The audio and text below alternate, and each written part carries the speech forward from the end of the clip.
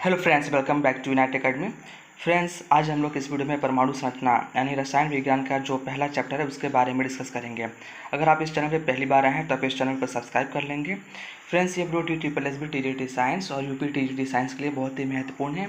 और आज हमने पहला चैप्टर यानी परमाणु संरचना का ये पहला वीडियो है, इसलिए इसे हम लोग कुछ बेसिक चीज़ें जो कि फंडामेंटल हैं उन्हें डिस्कस करेंगे।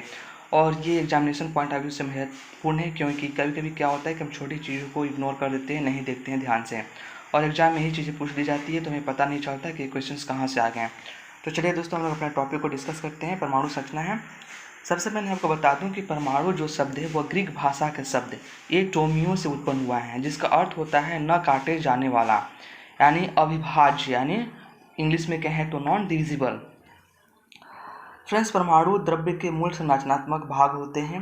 पदार्थ के लगातार विभाजन से अंततः परमाणु प्राप्त होते हैं, जिसे और विभाजित नहीं किया जा सकता है। फ्रेंड्स, डाल्टन ने भी यही बात कही थी, लेकिन डाल्टन के पहले ये चीज़ें लोग जानते थे, लेकिन ये साइंटिफिक आधार पर बातें नहीं कही गई थी, केवल ऐसे ही लोग जानते थे। जैसा कि नीचे कहा भी गया है, पहले विचार केवल कल्पना पर आधारित थे और इनका प्रायोगिक परीक्षण कर पाना संभव नहीं था। फिर आगे डाल्टन आते हैं। सन 1808 में जॉन डाल्टन नामक एक ब्रिटिश स्कूल अध्यापक ने पहली बार वैज्ञानिक आधार पर द्रव्य का परमाणु सिद्धांत प्रस्तुत किया। वैज्ञानिक आधार पर इन्होंने पहली बार प्रस्तुत किया। उनका सिद्धांत, जिसे डाल्टन का परमाणु सिद्धांत कहा जाता है, परमाणु को पदार्थ का मूल कण माना। फ्रेंड्स, डाल्टन ने परमाणु को पदार्थ का मूल कण माना था, लेकिन ये भी सच नहीं था, क्योंकि बाद में ये भी पता चला कि परमाणु भी छोटी छोटी कणों से मिलकर बना होता है। आगे हम लोग देखेंगे उसके बारे में।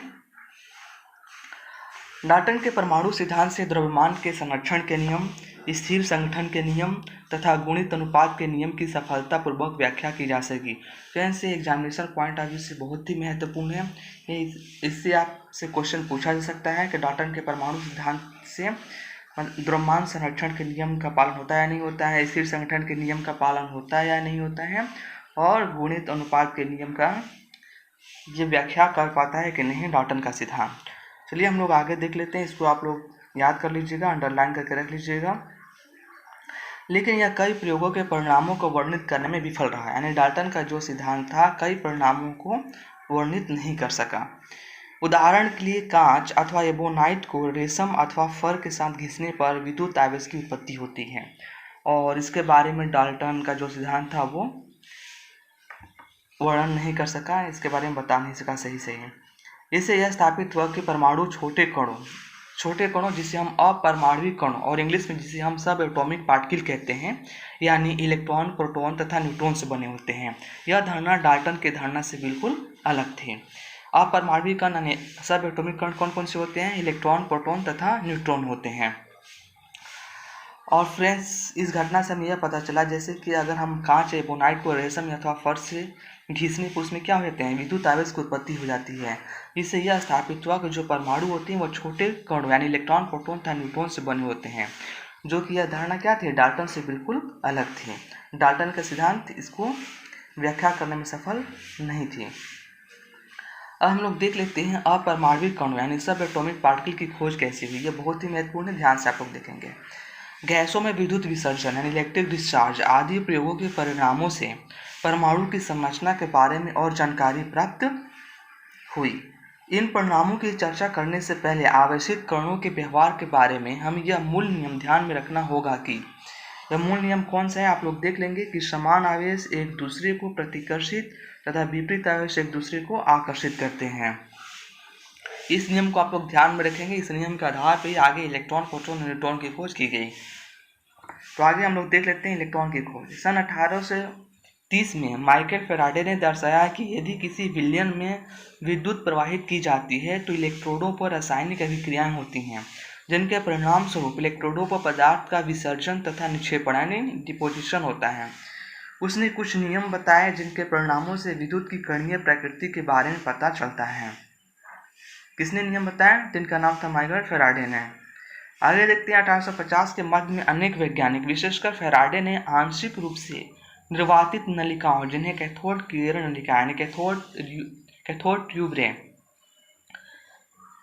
रे ट्यूब कहा जाता है, में विद्युत विसर्जन का अध्ययन आरंभ किया। कैथोड किरण नलिकाएं यानी कैथोड रे ट्यूब कांच की बनी होती है। ये क्वेश्चन पूछा सकता है कि कैथोड रे ट्यूब यानी कैथोड किरण नलिकाएं किससे बनी होती है, तो कांच की बनी होती है, जिसमें धातु के 2 पतले टुकड़े होते हैं जिन्हें हम इलेक्ट्रोड कहते हैं, और उन्हें उसमें सील किया रहता है। उसमें किसमें, जो नलिका होती है कांच की, उसमें दोनों इलेक्ट्रोडों को सील किया जाता है।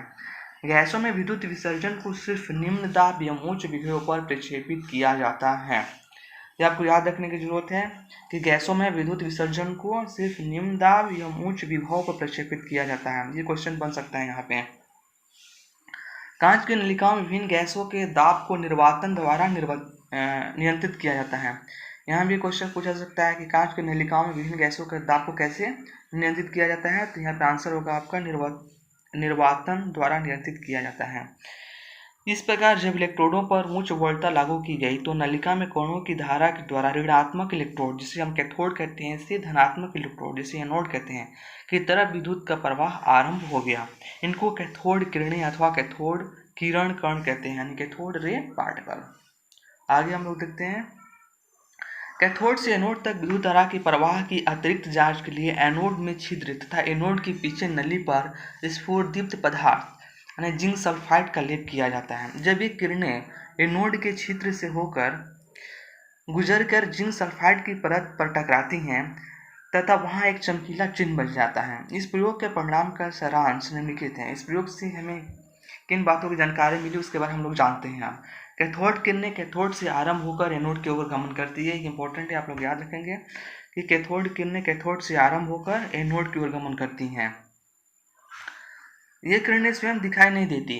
कैथोड किरणें जो है स्वयं दिखाई नहीं देती, परंतु इनके व्यवहार को गैसों तथा कुछ निश्चित प्रकार के पदार्थों यानी स्फुरदीप्त तथा प्रतिदीप्त की उपस्थिति में देखा जा सकता है। ये पदार्थ इन किरणों के टकराने से चमकते हैं। टेलीविजन चित्र नलिका कैथोड किरण नलिका होती है। टीवी पर्दा स्फुरदीप्त एवं प्रतिदीप्त पदार्थों से लेपित होता है जिस पर चित्र प्रतिदीप्त होते हैं। विद्युत और चुंबकीय क्षेत्रों की अनुपस्थिति में ये किरणें सीधी रेखा में गमन करती हैं। यानी जो कैथोड रे किरणें हैं विद्युत और चुंबकीय क्षेत्रों की अनुपस्थिति में, यानी इलेक्ट्रिक और मैग्नेटिक फील्ड की अगर एब्सेंस में, ये क्या होती है, सीधी रेखा में यानी स्ट्रेट लाइन में क्या करती है, प्रोपेगेट करती है, गमन करती है। आगे देखते हैं, फोर्थ है विद्युत और चुंबकीय क्षेत्रों की उपस्थिति में कैथोड किरणों का व्यवहार ऋणावेशित कणों के अपेक्षित व्यवहार के समान होती है। यानी जब इलेक्ट्रिक फील्ड और मैग्नेटिक फील्ड के प्रेजेंस में जो कैथोड रे हैं इनकी जो बिहेवियर वो कैसी होती है, वो ऋणात्मक कणों के अपेक्षित व्यवहार के समान होते हैं। ऋणात्मक कण की जो व्यवहार होनी चाहिए वैसे इनकी व्यवहार होती है, जो यह सिद्ध करता है कि कैथोड किरणों में ऋणावेशित कण होते हैं जिन्हें इलेक्ट्रॉन कहते हैं। इससे यह साबित हो गया जो कैथोड किरणों में क्या होते हैं, ऋणावेशित कण होते हैं जिन्हें इलेक्ट्रॉन कहते हैं। फिफ्थ है कैथोड किरण यानी इलेक्ट्रॉन के लक्षण। कैथोड किरण नलिका के इलेक्ट्रोडों के पदार्थ एवं उसमें उपस्थित गैसों की प्रकृति पर निर्भर नहीं करते।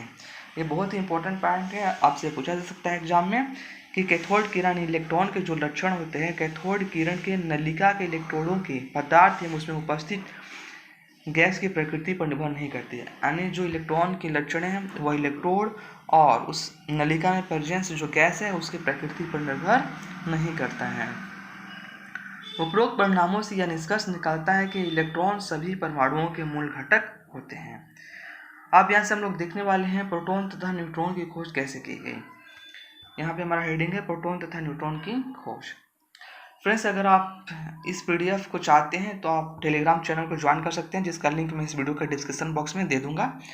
वहाँ पे जाके आप उस चैनल को ज्वाइन कर सकते हैं और वहाँ से इस पीडीएफ को आप प्राप्त कर सकते हैं।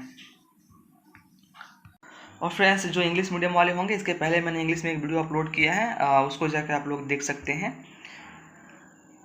नेक्स्ट हम लोग देख लेते हैं फ्रेंड्स, परिवर्तित कैथोड किरण नलिका में किए गए विद्युत विसर्जन से धनावेशित कणों की खोज हुई, जिन्हें कैनाल किरण भी कहा जाता है। यानी धनावेशित किरणों को कैनाल किरणें भी कहा जाता है। इन धनावेशित कणों का अभिलक्षण अगर लिखित है, क्या कहें धनावेशित कणों का अभिलक्षण, कैथोड किरणों के विपरीत धनावेशित कण का द्रव्यमान कैथोड किरण नलिका में उपस्थित गैस की प्रकृति पर निर्भर करता है। ये साधारण धनावेशित गैसीय आयन होते हैं। ये बहुत ही इंपॉर्टेंट पॉइंट है, आपको याद रखना है इसको भी, कि जो धनावेशित कण का जो व्यवहार था वो कैसा था, कैथोड किरणों के विपरीत था। द्रव्यमान कैथोड किरण नलिका में उपस्थित गैस की प्रकृति पर निर्भर करता है, यानी जो धनावेशित कण हैं उनकी प्रकृति क्या है, जो गैस की प्रकृति पर निर्भर करता है। ये साधारण धनावेशित गैसीय आयन होते हैं। कणों के आवेश और द्रव्यमान का अनुपात उस गैस पर निर्भर करता है जिससे ये उत्पन्न होते हैं। कणों का अगर द्रव्यमान, आवेश और द्रव्यमान का अनुपात निकालें तो वो उस पर निर्भर करता है जिस गैस से ये उत्पन्न होती हैं। कुछ धनावेशित कण विद्युत आवेश की मूल इकाई के गुणक होते हैं। चुंबकीय तथा विद्युत क्षेत्रों में इन कणों का व्यवहार इलेक्ट्रॉन अथवा कैथोड किरण द्वारा प्रक्षेपित व्यवहार के विपरीत है, क्योंकि ये क्या होते हैं, ये पॉजिटिवली चार्ज होते हैं। सबसे छोटा और हल्का धन आयन इलेक्ट्रॉन से हाइड्रोजन से प्राप्त होता था, इसे प्रोटॉन कहते हैं। सबसे छोटा और हल्का धन आयन किससे प्राप्त होता है, हाइड्रोजन से प्राप्त होता है, जिसे प्रोटॉन कहते हैं। इस धनावेशित कण का पृथक्करण और इसके लक्षण की पुष्टि सन 1919 में हुई थी। बाद में परमाणु में एक वैद्युत उदासीन कण की आवश्यकता महसूस हुई। इस कण की खोज सन 1932 में चैडविक ने बेरिलियम पर अल्फा कणों के प्रहार से की। यानी जो न्यूट्रॉन की खोज कैसे हुई थी, बेरिलियम पे अल्फा कणों के प्रहार से हुई थी, जब प्रोटॉन के भार से कुछ अधिक भार वाले विद्युत उदासीन कण निर्गमित हुए। उन्होंने इन कणों को न्यूट्रॉन कहा। यानी यहाँ से एक चीज़ और हमें पता चला कि जो न्यूट्रॉन का भार होता है, जो मास होता है, वो क्या होता है, वो प्रोटॉन से थोड़ा ज़्यादा होता है।